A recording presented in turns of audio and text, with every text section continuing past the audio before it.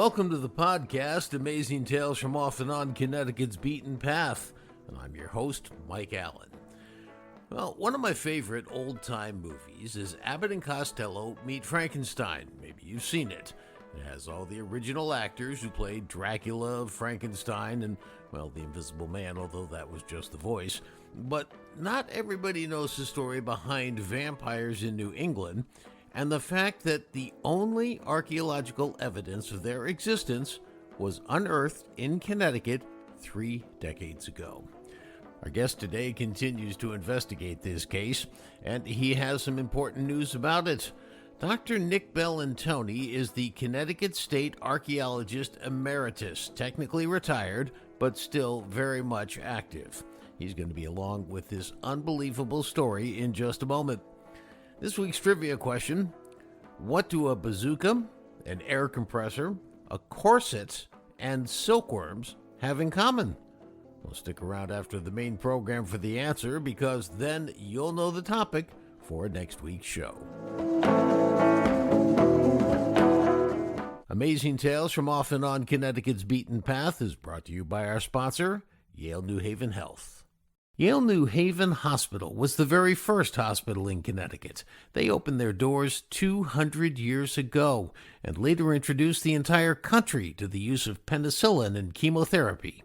Today, some of the brightest minds in medicine choose to work there, and it's the primary teaching hospital for the prestigious Yale School of Medicine. For more information, log on to ynhhs.org. That's ynhhs.org. His name was J.B., at least that's what we knew of him. He died at age 55 in eastern Connecticut, and he was in the farming community of Griswold. Now, Griswold also contains the borough of Jewett City, if you're not familiar with it. We know the gentleman's initials were J.B. because they were spelled out with brass tacks on the exterior lid of his coffin, as was his age. Now, we also know that he lived in the 1800s when farming was the primary activity in Griswold. And oh yes, we do know one other thing about J.B. He was possibly a vampire. Well, at least that's what all the evidence points to after a bizarre incident from 3 decades ago involving a couple of kids playing in a sand and gravel mine. Now, the evidence would suggest that those who lived on after J.B. certainly thought that he was a vampire. It's an eerie story, in part because, well, it's about vampires, and also because it sheds a lot of light on how some people dealt with things they didn't understand, and it wasn't all that long ago. So, what's all this evidence? Well, we welcome back to the podcast the man who investigated this case, State Archeologist Emeritus Dr. Nick Bellantoni. Now, you may remember that he came on to Amazing Tales CT back in October of 2022 for that episode on the 4 skeletons who were unearthed in a basement in Ridgefield. Well, today we're honored to have Nick back to tell us this absolutely unbelievable story about the Griswold vampires. Nick, I'd like to start off setting the stage. This is like a good mystery novel in so many ways. Now, here you are at the office of the state archaeologist, and you get a call one day from the rural eastern Connecticut town of Griswold that says some boys are sliding down a gravel pit and they find a human skull. I'm going to go out on a limb here and figure you didn't realize at the time that you were walking into a proposed or a supposed vampire case, did you? Oh, no, that was the least of our thoughts. Basically, you're absolutely correct. We were called in actually by the state police because when the boys sliding down the gravel pit found actually 2 skulls rolled down with them, they notified their parents. The parents notified the police. The police had originally roped off the area as a crime scene because at that point there was a serial killer by the name of Michael Ross, who was the last person to be put to death by the state of Connecticut. Many of his victims had not been discovered yet, and so they thought that possibly this might have been part of a modern criminal investigation. I got called in by the state police and the chief medical examiner's office when they realized that the bones may be old. That is to say, the skulls were partially deteriorated in terms of decomposition through time, which meant that the individuals were much older than a modern case. And that's when I got called in and went down. And what we did is we started rescue operations at the gravel bank to remove those individuals, hopefully in a professional and respectful way, so that we could study them and rebury them appropriately. Now, if you could explain for people what that was like. So your car drives up to the edge of this gravel pit. Are you on the top of the pit? Do you walk down to the bottom? Because as I heard the story, and I'm not sure I have this right, you were able to actually see in the side of the gravel pit a stone crypt for one of the intriguing graves that we'll talk about later. That's correct. When I arrived, I pulled into the bottom of the gravel bank and looking up at the cliff where the skulls had rolled down, and I could see 6 dark stains in a row, if you will, coming off the gravel bank, a change in soil coloration. And I realized right away what those were the mixed mottled soils of a grave shaft. So you dig a hole, you put the coffin down, and you turn the soil back in to cover the shaft. You mix and model the soil. You homogenize the topsoil and others. And so it clearly is a feature that we could see. And at the bottom of 2 of those features one was a stone protruding that identified as a stone-lined vault, if you will, or crypt. And the other one was brick. Bricks were coming off the side, and that was a brick crypt. As soon as I saw the stains up on the cliff, I knew they had encountered the first row of a colonial graveyard nobody knew was up there. So, Nick, you spotted what you needed to spot to understand that you had a cemetery there. That's why you're the state archaeologist. Nobody else would have picked up on this, but you did. To give people a sense for how quickly you have to work, did you and your team start digging that day? Did you have to come back? How long did this operation take before you found out that there were actually 30 graves involved with this site? Basically, what we did is we started rescue operations immediately because the gravel bank was very fragile. It was eroding as I was looking up there. And so we had to I mobilized students and volunteers, students from the University of Connecticut. We started to conduct the operations, if you will, immediately. Because the topsoil had been stripped, we started scraping down to search for those soil feature stains I mentioned that I saw vertically, but this time horizontally on the top. And that's when we were able to identify that we had 30 burials up there. That's when we knew the extent of the burying ground. But we started work immediately. When you got into that stone crypt, as you described it, what exactly did you find inside that stone crypt? So when we started the rescue operations, we started along the cliff because those were the most endangered individuals of eroding down. And, we were uncovering the burials where the skeletons were in perfect anatomical position. When we got to the one with the stone crypt, as I came down on it horizontally, coming down from the top, I noticed that there were a couple of skeletal items on top of the stone, a lumbar vertebra from the lower back and an arm bone on the top of the stones. And I remember saying, gee, it's kind of bizarre. The individual should be inside this crypt. And when I removed the field stones that had closed the crypt, that's when I saw that this particular individual, rather than laying in an anatomical position, was rearranged. That is to say, his thigh bones or femurs had been uprooted from their anatomical position and crossed over the chest. The skull had been deliberately decapitated and rotated to face the west, and the ribs had been broken into. We could tell by the signature of the fractures that occurred during this rearrangement that this individual was disarticulated about 5 years or so after he died. Here's the scenario. This guy dies. And by the way, on his coffin were brass tacks with the initials JB 55, his initials, and 55 being his age of death. So JB dies at the age of 55. He's given a good Christian burial. 5 years later, somebody goes into his grave, digs him up, rearranges the bones, closes it back over, and walks away. And we rediscover this, 150 or so years later. So the question we had, of course, is what's going on? Now, this is 1990, 30 years ago. Was this the first time that Nick Bellantoni had ever come across something quite like this? But this was actually, yeah, the first time we had to be involved with a complete cemetery, a colonial era cemetery that needed to be removed. So it was very unique in that regard. Was that the first time you had ever encountered such a rearrangement of bones at a burial site? Not only was the first time, it's the only time, and it is the only time any archaeologist in the Northeast, considering the vampire folk belief that we were able to hypothesize that this individual was a part of. This is the only archaeological evidence for that vampire folk belief in New England in the 19th century.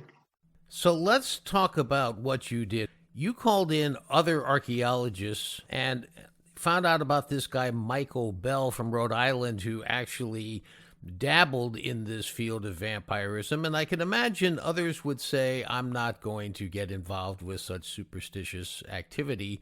But you actually learned quite a bit from doing that, didn't you? Well, I was quite befuddled when I uncovered the grave and, looked at this guy and said, I had no idea what was going on, why he had been rearranged. My first hypothesis was that maybe it was vandalism, that they went in to try to steal something. But that didn't make sense because there was nothing in any of these graves. There was no jewelry or anything. These people were relatively modest, middle, lower class farmers. They were just trying to eke out a living. They weren't going to bury their dead, even with clothing. So that hypothesis didn't form well in my mind. But one of my colleagues said, well, have you ever heard the story of the Jewett City vampire, which was a vampire case in Jewett City, which is 2 miles from where we discovered JB?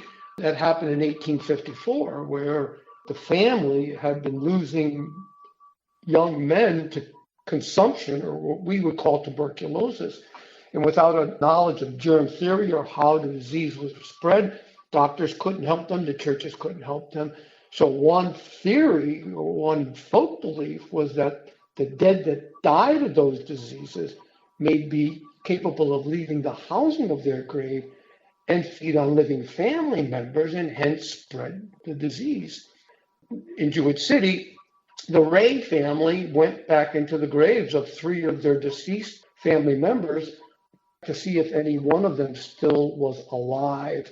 And that was determined by blood being in the heart. And basically, the last one that had passed recently, and the heart hadn't fully decomposed yet. So they interpreted that as being a sign of them being alive.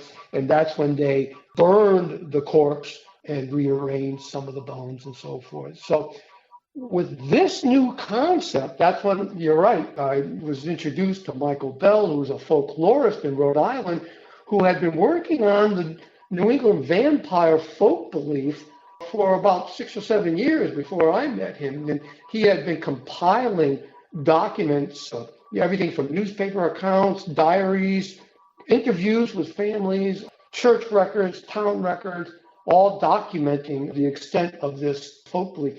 And of course, then we discovered JB as the first archaeological evidence of it. So Michael and I have been collaborating for 30 years. We're still getting together and collaborating on this. That's fascinating. In fact, when you went back and looked at the arrangement of the bones and the broken rib cage on JB, one of the hypotheses was, if I had it right, that somebody tried to reach in and grab his heart. What we saw was that the ribs had been broken into. At this point, if they went back 5 years afterwards, the heart would have been decomposed by now. In fact, almost all the soft tissue might have been completely gone. But they had to be sure. So they clearly went into the chest cavity, what I suspect, looking for the heart. I suspect what happened is they didn't find it. And they had to make a decision. Is this individual undead and preying on his family, or is he not? And I think what they did is they kind of erred on the side of being very conservative. Let's put him to rest just to be sure. And that's why we see this dramatic rearrangement of JB. When you look at Michael Bell's historical accounts, while some of them do mention rearrangement, it's not as dramatic as this one is. But most of those accounts are situations where they went back into the graves within months and sometimes weeks, the individual having passed. 5 years later, there may not be any of the evidence they're looking for, but they're going to err in the side of caution. So he is dramatically rearranged. And yes, they broke into his chest. They were looking for his heart. Interesting. Now, you have the Rays in Jewett City. You have the Waltons, who's the Walton family farm that you guys had stumbled across at this gravel mine. And I'm sure it must have thrown you off a little bit to see these initials JB, because that certainly doesn't help with Walton. However, you did send the remains to a very specialized DNA lab in Dover, Delaware, I think associated with the military. And knowing what DNA can do today, has there been any connection made to any living descendant of the Waltons with this gentleman, JB? That's really part of the really exciting things that are going on. Basically, we had done DNA on JB, in the 1990s. But back then, we had no database to compare it to. We took the DNA with the idea that if we ever had a suspected family for this B surname, we could compare descendants with that and see if we can get a match. However, now, because people give their DNA all the time to Ancestry and other DNA databases, we have these family databases now that we can use to compare. So our colleagues at the Armed Forces Medical Examiners System, the Armed Forces DNA Identification Laboratories in Washington, D.C., assisted us with new DNA, and certainly with the new techniques since the 1990s, a better quantification of those DNA with markers. And based on the Family Tree DNA project, we were able to come up with two matches, and they were both of the Barber family. On top of that, our researchers have found evidence of a John Barber who died in 1845 in Griswold. He had a son, Nathan Barber, who died at 12 years of age in 1826. Nathan, we also found a grave for with the brass tacks NB13. Turns out that John Barber came to Griswold in 1808. He lived to be 56 years of age. So we do believe now we might have a John Barber. And it turns out that John Barber was a neighbor of the Waltons in Griswold. And, the Barber family would have been very much aware of the Ray family.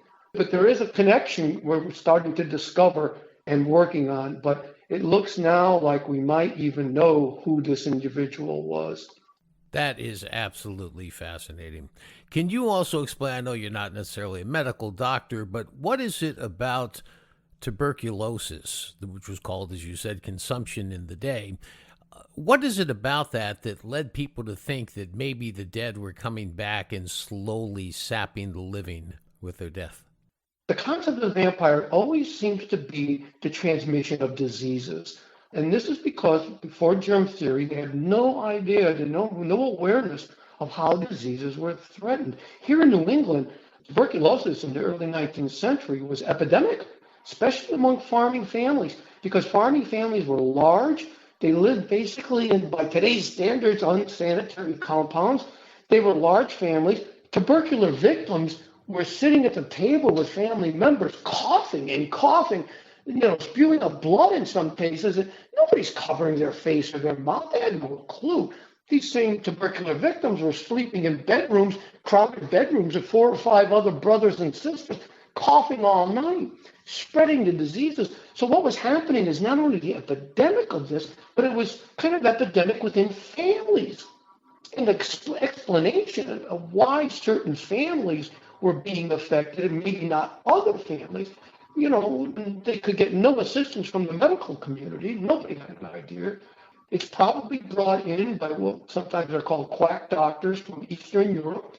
And, they're basically telling people, if you want to stop the deaths, you need to get into the graves and find out which of your ancestors is mischievous. So that's an unbelievable concept. Could you imagine having to assess your family members one by one to make a determination as to which one of them would be mischievous enough to come back from the dead to nourish themselves off your other family members, and then make the decision to go into their grave, remove their heart, and then burn their corpse before reinterring them. Or, as in the case of JB, rearrange their skeletal bones in such a fashion as to be confident that you had warded off their ability to return to the land of the living and perform these mischievous activities.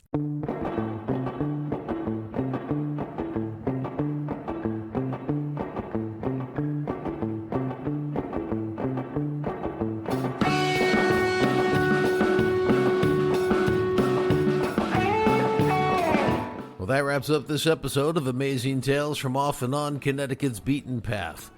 Well, it turns out that tuberculosis was prevalent in eastern Connecticut in the years that we were focused on in this episode, and so it seems that the mystery behind JB55 with his rearranged bones can finally be laid to rest.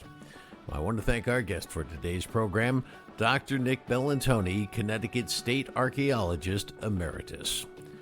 The answer to this week's trivia question, well, the question was, what do a bazooka, an air compressor, a corset, and silkworms have in common?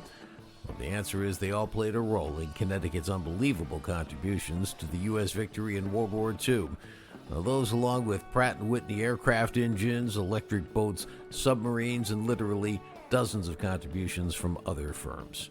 Well, next week on Amazing Tales, we're going to hear from the woman who literally wrote the book on these contributions. And she's going to spell out in some pretty unforgettable ways just how complex and important Connecticut's contributions were during the Great War. Amazing Tales from Off and On Connecticut's Beaten Path is a production of True North Associates, LLC. This is Mike Allen. Be safe and please stay healthy.